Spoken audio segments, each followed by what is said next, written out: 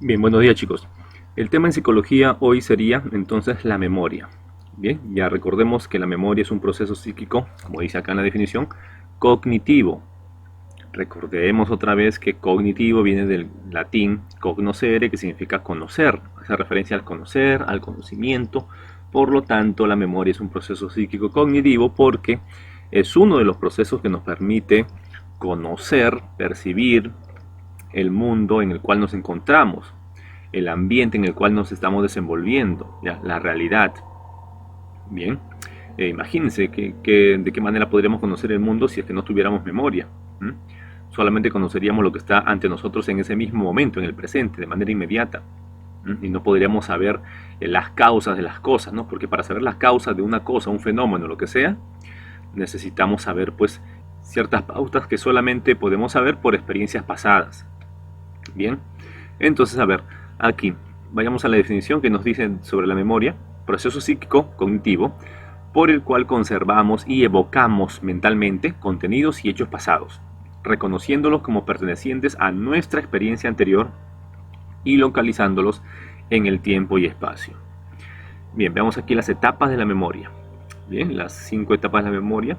En primer lugar tenemos la fijación, o también llamada codificación. Es el momento en el cual ese estímulo que está fuera de nosotros, ante nosotros, se va a registrar, ya se registra, ya porque también se le llama a esta etapa la etapa del registro, ¿no? En el cual se registran esos estímulos, claro, primero transformándose de estímulos a ciertos impulsos eléctricos, ¿no? Que llevan toda la información que viene de esos estímulos. ¿Ok? Es el momento donde los estímulos se transforman en códigos almacenables. Es el registro de la información. Démonos cuenta, chicos, como hicimos en clase, que constantemente, a cada segundo, siempre nuestros sentidos, nosotros mismos, percibimos una infinidad de estímulos.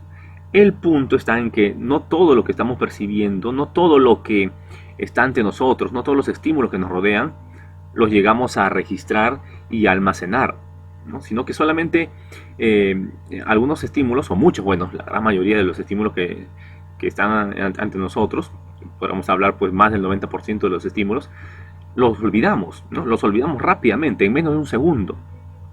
Ahí hablamos pues de la memoria sensorial, ¿no? Esa memoria que dura menos de un segundo, ¿no? Unos milisegundos nada más. Es como que esos estímulos llegan a nosotros, ¿no? Llegan a los receptores, que vendrían a ser nuestros sentidos, y de ahí como si rebotaran, ¿no? Es como si rebotaran. O como dije en clase, en forma de broma también lo dije en clase, como algunas veces pasa y dicen las mamás, pues, ¿no? Que al chiquillo, al adolescente, ¿no? Al jovencito, le entra por una oreja y le sale por la otra. ¿Qué significa eso? Que en realidad el estímulo está recibiéndolo, ¿sí?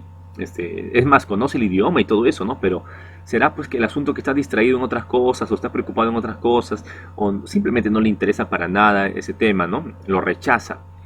Y eso hace pues que se quede grabado en él por menos de un segundo realmente, y después lo olvide rápidamente. Tan rápido así que, como se habrá visto en clase muchas veces, uno se la pregunta sobre lo que acaba de explicar hace unos segundos nada más, y el alumno o la alumna pues sencillamente no se acuerda. Pareciera que no hubiera estado en el salón en ese momento. No se acuerda nada en realidad. Y eso se debe, como ya hablamos en otras clases también, pues al interés que nosotros tenemos sobre ciertos temas, ciertos estímulos. Si yo hablo de libros de repente, o de la verdad, de la justicia, el conocimiento, la moral, etcétera, y eso lo hablo frente a un pirañita, por ejemplo, pues el pirañita no le interesa para nada todo eso, ¿no? Así que lo va a olvidar inmediatamente. Hasta pareciera que rebotara, ¿no? Como si tuviera un espejo delante de él y rebotara y nunca llegara a él. Pero obviamente sí llega, ¿no? Las palabras que yo estoy mencionando sí llega a esa persona. El problema es que sencillamente no lo logra registrar, no quiere registrarlo, no quiere codificarlo, o en todo caso no puede codificarlo también. Imaginemos que yo les hablo en griego, en latín o en alemán de repente. Les hablo muchas cosas en esos idiomas, y como ustedes no conocen nada de ello, los estímulos llegan, ¿no? Como sonidos, pero no lo logran registrar porque no lo codifican, o bueno, no lo decodifican, también podríamos decir, ¿no? No saben el significado de cada cosa que están recibiendo, ¿no? Ante ustedes. Y por eso no se llega ni siquiera a registrar, ni siquiera a codificar. Cuando se llega a registrar, codificar algunos estímulos, ciertas informaciones, pasa a la siguiente etapa, que es la conservación. ¿ya? O almacenamiento, como dice acá, ¿no? Conservación o almacenamiento. Y eso ya también es muy relativo, ¿no? Varía dependiendo del interés, también pues esa fortaleza memorística que tengamos nosotros, ¿no? Hay algunos que pueden memorizar cosas rápidamente y por mucho tiempo. Y eso también, claro, tendría que ver de repente con un trastorno, ¿no? La hipermnesia de repente, que es un trastorno de la memoria. O al revés, ¿no? Que sencillamente lee una cosa 2, 3 veces y sencillamente no recuerda casi nada. No, hay personas que, como yo, por ejemplo, que ya les habría dicho en clase, que no logran tener una memoria tan fuerte como las de otros. Y por ese motivo es que una persona como uno mismo no puede recordar todo lo que está leyendo y necesita pues esforzarse mucho más, el doble, triple o mucho más que los demás para poder retener esa información. Bien, bueno, como dije, eso ya depende de la persona, ¿no? Y acá podemos ver de repente sobre ese almacenamiento que hay ciertos tiempos en los cuales puede quedar almacenado, ¿no? Guardado esos datos. Y aquí tenemos la memoria según el tiempo de permanencia, por eso, ¿no? Que hablamos de esa segunda etapa. Puede ser memoria sensorial, que le dije, pues dura menos de un segundo, como se expliqué. Memoria a corto plazo, que suele durar entre 15 y 18 segundos aproximadamente, ¿no? Un poco más, un poco menos, dependiendo de la persona, dependiendo de las circunstancias, pero suele ser el aproximado, 15 y 18 segundos.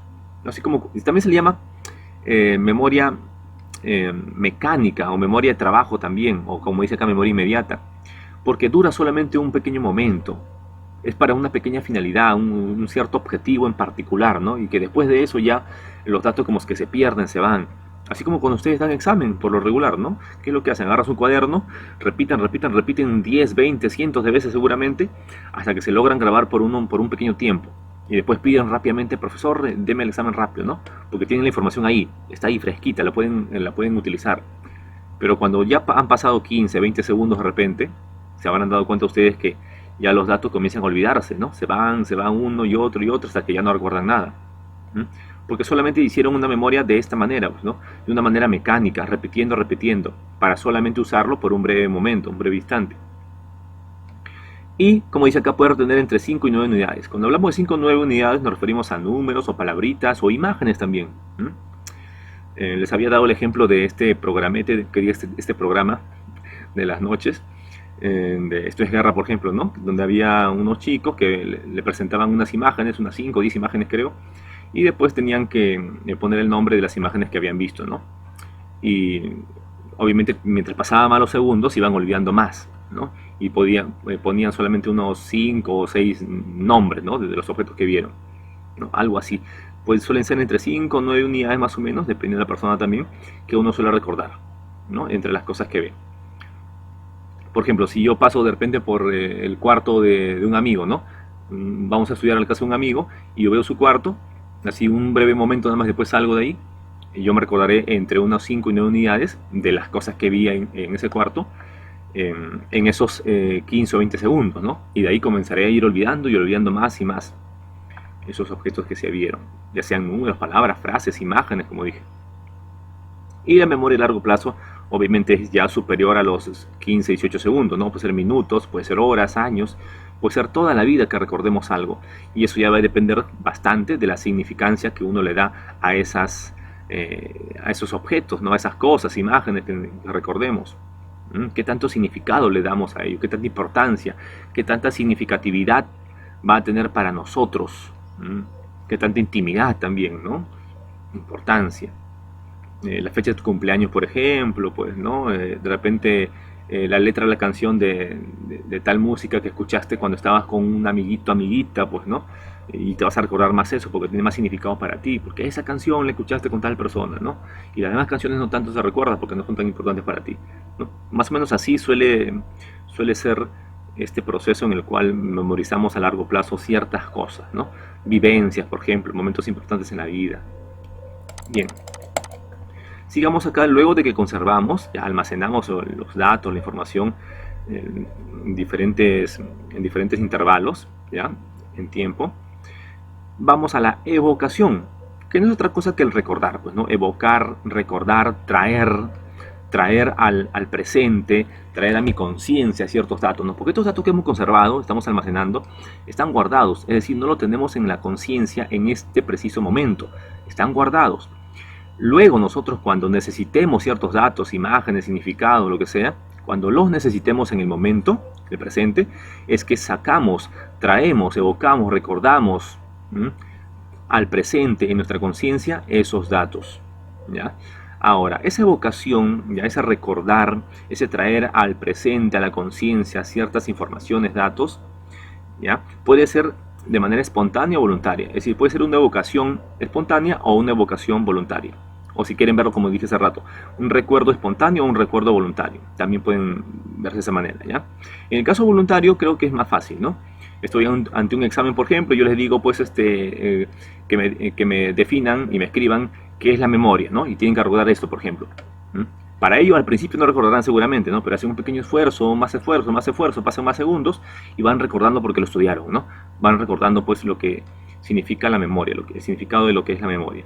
Ya, el recordar ese significado, esta definición en todo caso, de lo que es la memoria, sería parte de la evocación voluntaria, ¿no? Porque lo que he recordado, yo tuve la intención de recordarlo, ¿no? En un principio yo quería recordar ello. Ahora, ¿cuándo será evocación espontánea?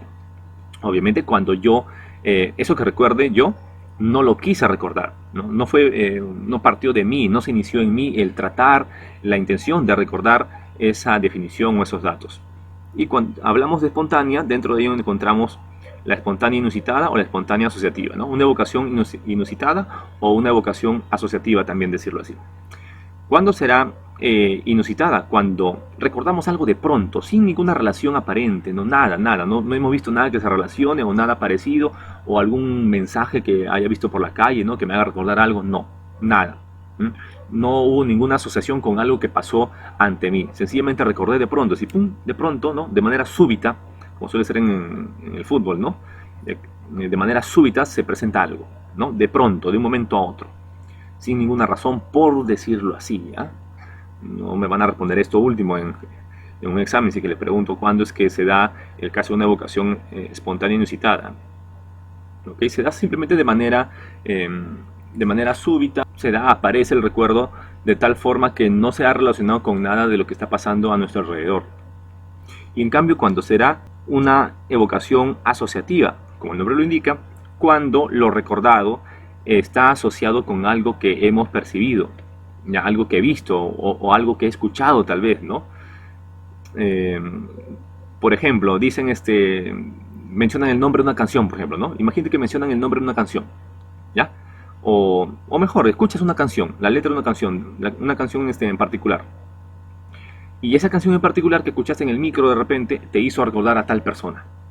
Recordaste a Luchito o a Luchita, ¿no? O un viaje de repente cuando fuiste con tus amigos en el autobús. ¿Me dejo entender? Recordaste todo eso, pero no porque quisiste, sino porque sucedió de manera asociativa. Fue una evocación asociativa.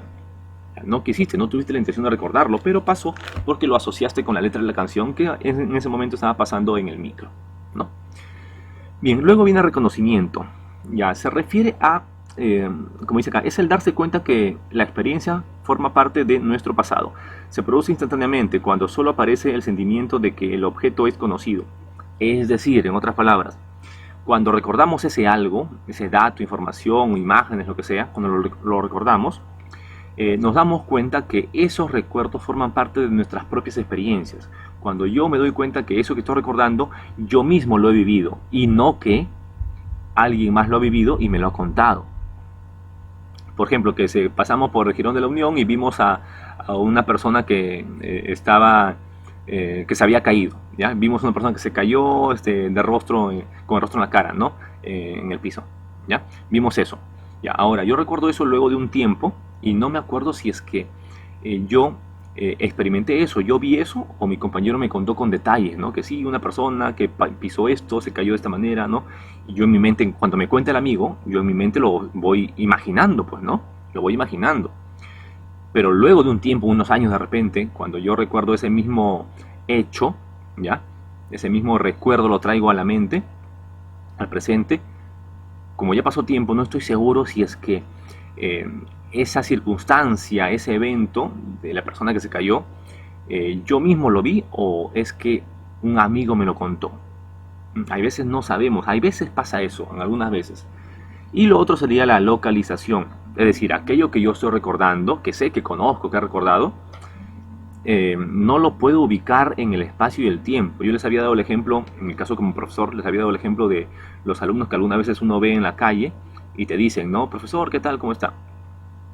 En mi caso, al menos en un profesor, creo que pasa, que no siempre logramos darnos cuenta, identificar, localizar ese recuerdo, ¿no? Yo veo el rostro del alumno o la alumna, por ejemplo, y yo digo, sí, lo conozco, claro que sí, sí me acuerdo. Es más, hasta me acuerdo de repente que era una buena persona, un chico estudioso, estudiosa, ¿ok? Pero el problema es que no sé de cuándo, si es de este año de repente, ¿no? Porque puede ser, a veces me pasa a mí, ¿no? Ni siquiera sé si es de este año, ¿no? De alguno de los salones que estoy dictándoles, o de repente es del año pasado, o del anteaño pasado, o de hace unos 5 años, o 8 años. Hay veces en que pasa eso, no recuerdo de qué época conocí a esta personita, ¿no? Y también el espacio, es decir, el lugar. No recuerdo si es de tal local, o si es del local de Lurigancho, o si es del local de Jesús María, o si es del local de Breña, o si es del local de Independencia. Uno no está seguro. A eso se refiere con pues la localización, ¿no? No siempre podemos localizar ese recuerdo en el espacio y el tiempo. Luego vamos a ver el otro caso, que sería la memoria según su contenido. Puede ser memoria procedimental, semántica o episódica. Procedimental, procedimientos, ya acciones, ciertos procesos mecánicos sobre todo, almacena reglas o pasos de condiciones para actuar. Por ejemplo, en el caso de manejar la bicicleta, escribir, amarrarse las agujetas de las zapatillas, ese tipo de cosas. Se dan cuenta que en ese caso, al principio, uno sí tenía que recordar paso a paso cada detalle para poder hacerlo, ¿no? Por ejemplo, al escribir les había dicho, cuando vas a escribir la palabra memoria, tienes que aprenderte o recordar, bueno, cómo se escribe la M, después la E como es, la M otra vez, la O, la R, ¿no? Todo eso tienes que recordarte. Pero cuando este procedimiento ya se repite tantas veces, ya uno logra recordar todo el procedimiento y no tiene que estar acordándose parte por parte. Cuando uno escribe, pues no está acordándose cómo se escribe la M, la E, la M, la O, la R, la I, la A, no está acordándose de eso. Sencillamente lo hace mientras está de repente viendo la televisión, ¿no? Es más, sin ver de repente el cuaderno, se pone a escribir, ¿cierto? O también cuando nos amarramos las agujetas de los zapatos, o cuando estamos manejando la bicicleta. Todo eso es parte de la memoria procedimental, ¿no? Una memoria mecánica que se encarga de realizar ciertas conductas, ¿no? Ciertas respuestas. Lo otro es la memoria semántica. Semántica viene de sema, que significa significado, ¿ya? Entonces, la memoria semántica tiene que ver con el almacenamiento de significados, conceptos, proposiciones, fórmulas, ¿ya? Todo lo que tiene que ver con el plano académico, con el plano intelectual, ¿ok? Veámoslo así. Son aquellos datos que tienen que ver con el plano o el campo académico intelectual, ¿no? Como son definiciones, conceptos, fórmulas, por ejemplo, explicar una teoría, ¿no? La teoría de Hegel o la teoría de Kant, de Descartes, de Platón, ¿ya? Los significados de palabras, qué es el ser, qué significa leteia, qué significa frónesis, qué significa ataraxia, ¿se acuerdan? ¿Ya? Todos esos datos que hemos aprendido, que hemos memorizado en este caso, son parte de la memoria semántica. Y episódica se refiere, dice acá, almacena momentos o vivencias personales, como si fuera una película en la mente, ¿no? Almacenamos imágenes, vivencias, ¿no? Cosas que hemos experimentado, que hemos sentido. Por ejemplo, tu primer cumpleaños, o bueno, un cumpleaños en el cual te sentiste muy feliz. Te acuerdas pues todo lo que pasó, qué vestidos usaste de repente, qué amiguitos fueron a tu fiesta, qué estuvieron jugando, cómo abriste tus regalos. Todo eso te recuerdas y eso es parte de la memoria episódica, ¿no? Episodios de nuestra vida, de nuestras propias experiencias. Causas del olvido. A ver, como dijimos en la clase, el olvido no es malo, ya es necesario también hasta cierto punto el olvido para poder también aprender nuevas cosas, ¿no? Imagínate pues si es que nosotros tenemos todos, absolutamente todos nuestros datos, informaciones que hemos aprendido en la vida, todos ahora, en este mismo momento, en el presente, todo. Imagínate, obviamente eso ocasionaría un gran problema. Dense cuenta que ahora, en este preciso momento, ustedes solamente tienen ahí en su mente, en el presente, en la conciencia, algunos conceptos, datos o imágenes, ¿no? Que dependen, claro, de cómo va fluyendo la realidad, ¿no? Por ejemplo, ahora les hablo de la palabra olvido, se van recordando qué significa eso. Les hablo de la palabra episódico, viene episodio a su mente. Vivencia, viene vivencias que ustedes han experimentado, ¿no? Muchas cosas, ¿no? Esta imagen, por ejemplo, el cerebrito, bueno, cómo es un cerebro, ¿no? Las diferentes imágenes de cerebro que han visto, etcétera. Bien, y todos los demás datos, información de palabras que ustedes se supone que conocen, están guardados, ¿no? Almacenados, que ya dependiendo del momento lo traerán a su conciencia, al presente. ¿No? Pero es necesario olvidarlos, pues, ¿no? Siempre lo olvidamos. Ya uso la palabra, por ejemplo, ahora, la palabra ausencia, por ejemplo, la palabra ausencia estoy usándolo, ya. Tengo que recordarme qué significa ausencia, pues, ¿no? La privación, el que algo no esté, etcétera. Luego, cuando paso a otras palabras, este concepto y la definición de ausencia pasa a guardarse, ¿no? Porque ya no lo necesito. Y así suele suceder, ¿cierto? Olvidamos muchas cosas. Claro que algunas las olvidamos más, otras menos, ¿no? Y por eso aquí están las causas del olvido. Represión, traumas de repente de la niñez, infancia, pues, ¿no? Que hemos experimentado, cosas muy malas tal vez, y que como mecanismo de defensa nuestra conciencia tiende a reprimir esos datos o esa información, esos episodios también, ¿no? Y no lo recordamos por eso, lo olvidamos. Claro, eso por nuestro bienestar, ya, ¿no? Como un mecanismo de defensa se aplica hacia nosotros mismos. Por interferencia retroactiva y proactiva, porque algo interfiere con que recordemos ese algo. Y puede ser de dos modos. Que olvidamos, porque estamos hablando del olvido, olvidamos algo pasado, que es en el caso de la interferencia retroactiva. Olvidamos algo antiguo, un dato antiguo, muy pasado, ¿no? Aunque sea una redundancia, muy pasado. ¿Ya? ¿Por qué? Por algo nuevo, pues, ¿no? Algo reciente hace que yo olvide un dato pasado. Por ejemplo, imaginen pues que estuvieron en la clase de filosofía en la mañanita, ¿no? En la primera hora de la mañana, a las 8 de la mañana, y luego tuvieron clase a las 10, 11, 12, 1, 2, 3, 4, hasta las 5, y a las 5 tuvieron clases de historia, imaginen, ¿ya? De historia. Cuando van a su casa, llegan a su casita, suponiendo que han ido al colegio, porque en estos momentos, pero suponiendo que llegan a su casa o a otro lugar, lo que van a recordar si es que le preguntan sobre sus clases es más que nada lo reciente, ¿cierto? La última clase, que fue la clase de historia. Y la clase de filosofía, que lo han tenido pues hace bastantes horas en la mañana, no recuerdan casi nada o nada.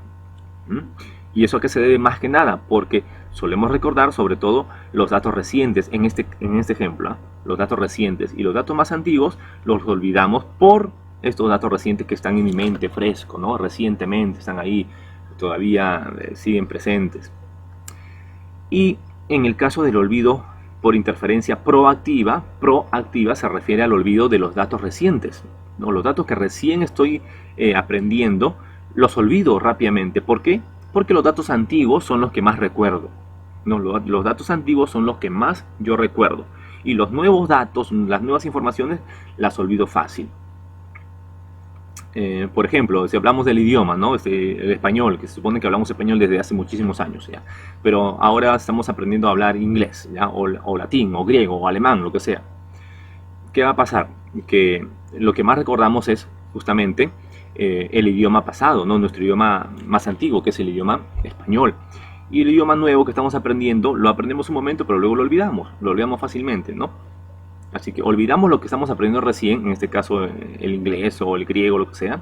Lo olvidamos porque recordamos más los datos pasados, ¿no? Más antiguos. O en caso de los amigos, ¿no? De repente tuvieron amigos ustedes, ¿no? Un amigo en su barrio desde la infancia, que conocieron toda su vida y luego se mudan a otro lugar, ¿ya? Se mudan a otro lugar, conocen otros amigos y no te recuerdas mucho los nombres de tus nuevos amigos, sino que te recuerdas más los nombres de tus amigos antiguos, ¿no? Ejemplo de ahí, interferencia proactiva. Porque estás olvidando los datos recientes. ¿Por qué? Porque interfieren los datos antiguos, de tus amigos antiguos que has tenido muchos años. Bueno, esos datos interfieren con tus recuerdos recientes, proactivos. Olvido por el decaimiento de la huella, porque no lo practicamos, no solemos tener bastante frecuencia, práctica con esos datos, ¿no? Si tú practicas frecuentemente unos datos, los repites mucho, los usas mucho, te aseguro que lo vas a recordar más tiempo, ¿no? Y se va a quedar ahí hasta en memoria de largo plazo seguramente. Pero si no practicas, si solamente haces uso de tal información para el examen nada más y luego ya nada más nunca lo lees, obviamente por falta de práctica, por decaimiento de la huella, es que lo vas a olvidar rápidamente también. Incapacidad para recuperar, también esto puede ser por diferentes accidentes que uno pueda tener, de repente algunos males, enfermedades, como de repente la esquizofrenia, pues, ¿no? O el alcoholismo o la drogadicción, ¿no? Que pueden hacer que ya sea imposible recuperar ciertos datos, ¿no? Porque en esos casos se mueren las neuronas, ¿no? Y destruye, pues, ese pequeño cerebrito que tienes ahí, se destruye por culpa de esas sustancias, y no se puede recuperar esos datos e informaciones, ¿no? Las típicas lagunas que uno puede tener también. Bien, muchachos. Luego ya en la siguiente clase vamos a ver este siguiente tema, ¿ya? Vamos a ver si lo terminamos, ¿sí? Que son las alteraciones de la memoria, ¿ya? Amnesia, hipermnesia y paramnesia. Bien, chicos, hasta ahí nos quedamos. Ya en la clase siguiente avanzamos esto y lo que faltaría. Cuídense mucho, hasta pronto.